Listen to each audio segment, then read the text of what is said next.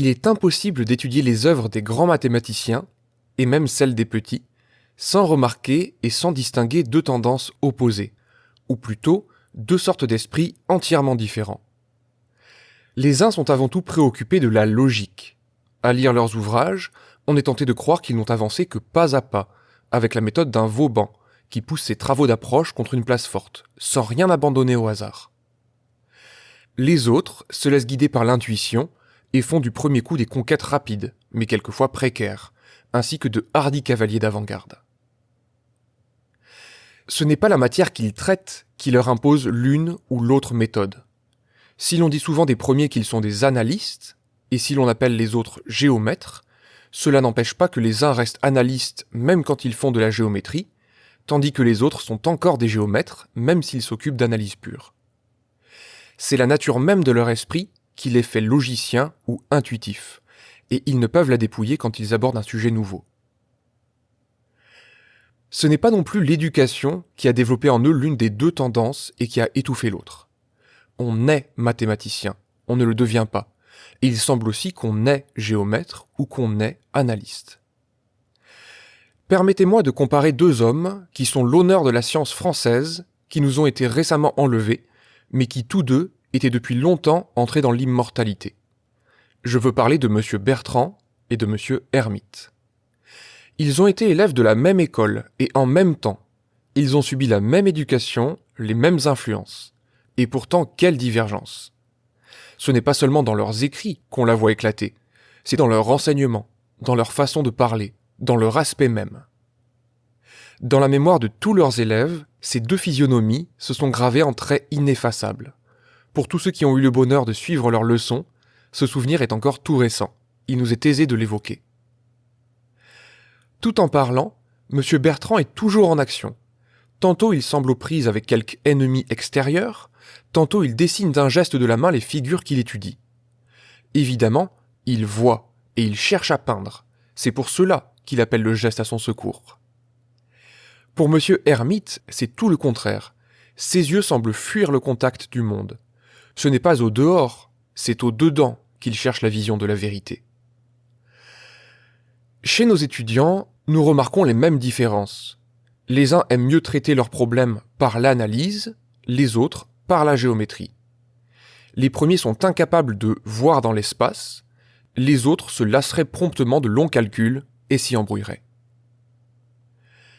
Les deux sortes d'esprits sont également nécessaires au progrès de la science. Les logiciens, comme les intuitifs, ont fait de grandes choses que les autres n'auraient pas pu faire. Qui oserait dire s'il aimerait mieux que Weierstrass n'eût jamais écrit, ou s'il préférerait qu'il n'y eût pas de Riemann?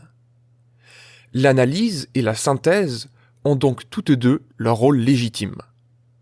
Mais il est intéressant d'étudier de plus près quelle est dans l'histoire de la science la part qui revient à l'une et à l'autre. Chose curieuse, si nous relisons les œuvres des anciens, nous serons tentés de les classer tous parmi les intuitifs. Et pourtant la nature est toujours la même, il est peu probable qu'elle ait commencé dans ce siècle à créer des esprits amis de la logique. Si nous pouvions nous replacer dans le courant des idées qui régnaient de leur temps, nous reconnaîtrions que beaucoup de ces vieux géomètres étaient analystes par leur tendance. Euclide, par exemple, a élevé un échafaudage savant où ses contemporains ne pouvaient trouver de défaut. Dans cette vaste construction, dont chaque pièce, pourtant, est due à l'intuition, nous pouvons encore aujourd'hui, sans trop d'efforts, reconnaître l'œuvre d'un logicien. Ce ne sont pas les esprits qui ont changé, ce sont les idées.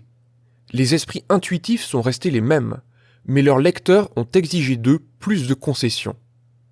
Quelle est la raison de cette évolution? Il n'est pas difficile de la découvrir. L'intuition ne peut nous donner la rigueur, ni même la certitude. On s'en est aperçu de plus en plus.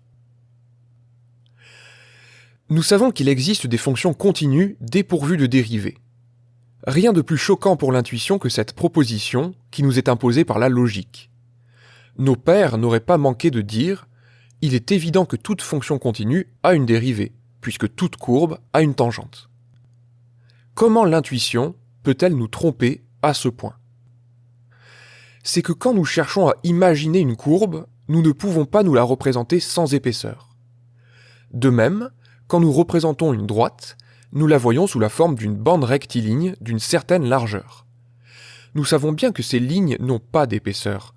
Nous nous efforçons de les imaginer de plus en plus minces et de nous rapprocher ainsi de la limite.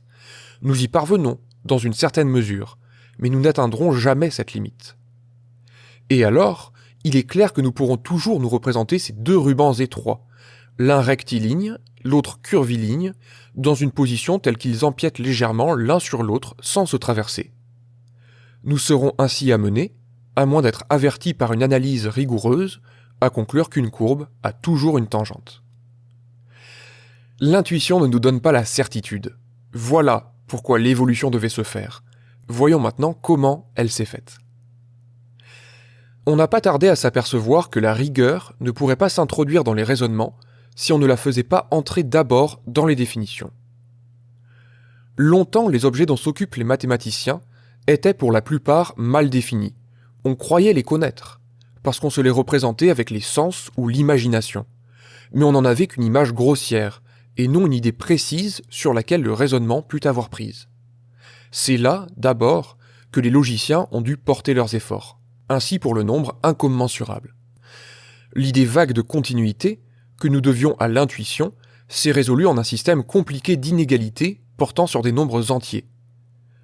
Par là, les difficultés provenant des passages à la limite, ou de la considération des infiniment petits, se sont trouvées définitivement éclaircies. Il ne reste plus aujourd'hui en analyse que des nombres entiers, ou des systèmes finis ou infinis de nombres entiers, reliés entre eux par un réseau de relations d'égalité et d'inégalité. Les mathématiques, comme on l'a dit, se sont arithmétisées.